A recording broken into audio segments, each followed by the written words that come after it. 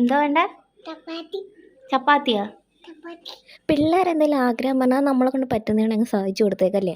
പറയുന്ന കേട്ടതൊന്നും എന്താ ആനക്കാരിയാണ് പറഞ്ഞു. അപ്പം ഞാനിവിടെ ഗോതമ്പ് മാവില്ലാത്തതിന് മൈദാ മാവ് എടുത്തിട്ടുള്ള കേട്ടോ. അതിനകത്തോട്ട് കുറച്ച് ഉപ്പും മയത്തിന് കുറച്ച് എണ്ണയൊക്കെ ഒഴിച്ച് കൊടുത്തിട്ട് ആരോടെങ്കിലും ദേഷ്യമുണ്ട് അതെല്ലാം മാവിനകത്ത് അങ്ങ് തീർത്തേക്കണം കേട്ടോ.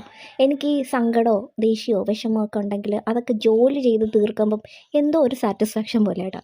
അങ്ങനെ തന്നെ മാവൊക്കെ കുഴച്ചെടുത്തിട്ടുണ്ട്. ഇനി മസാലയ്ക്ക് വേണ്ടിയിട്ട് ഞാൻ ഉള്ളി അരിയുക കേട്ടോ. ശരിക്കും അല്ലാണ്ട് അരിഞ്ഞാൽ കണ്ണരിയുമെന്ന് വെച്ചിട്ടാണ് ഞാൻ ഈ ചോപ്പറിൽ അരിഞ്ഞത്.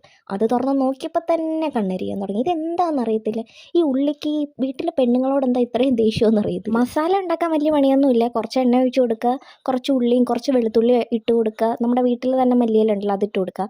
വഴണ്ട് വരുമ്പോൾ നമ്മൾ കിഴങ്ങ് വേവിക്കാൻ വെച്ചിട്ടുണ്ട്, അതും കൂടി ഇട്ട് കൊടുക്കുക. മുളക് പൊടിയും മല്ലിപ്പൊടിയും മഞ്ഞൾപ്പൊടി അല്ല മല്ലിപ്പൊടി വേണ്ട കേട്ടോ, മുളക് പൊടി മഞ്ഞൾപ്പൊടി കുരുമുളക് പൊടി മസാല ഇത്രയും ഇട്ടിട്ടുള്ളൂ കേട്ടോ. അതിൽ ചിലത് ഞാൻ ഇട്ടത് കാണിച്ചിട്ടില്ല. അപ്പോൾ അതാണ്ട് നല്ലതായിട്ട് വഴട്ടി ഈ ഒരു പരുവത്തിൽ. അപ്പോൾ ഇനിയാണ് നമ്മുടെ ഹാക്ക് പരിപാടി. ശരിക്കും പറഞ്ഞാൽ നമുക്കിത് പരത്തി എടുക്കണമെങ്കിൽ അതിൻ്റെ കോലും ആ പരത്തുന്ന സാധനമൊക്കെ വേണ്ടേ. ഇതിന് ഇതൊന്നും വേണ്ട.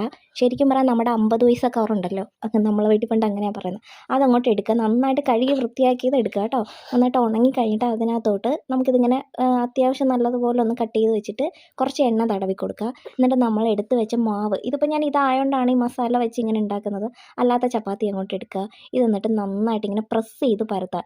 എണ്ണ തേച്ചില്ലെങ്കിൽ ഇത് ഒട്ടിപ്പിടിക്കും കേട്ടോ. ഒരു പ്രാവശ്യം എണ്ണ തേച്ചാൽ മതി, അതിനകത്ത് ഓൾറെഡി എണ്ണ കാണും ബാക്കിയെല്ലാം ഉണ്ടാക്കിയെടുക്കാനും. ശരിക്കും പറഞ്ഞാൽ ഇതൊരു എളുപ്പപ്പണിയില്ലേ. നമുക്ക് ആ കോല് കഴുകേണ്ട, അതിൽ ഒട്ടി പിടിക്കുമെന്ന് പേടിക്കേണ്ട.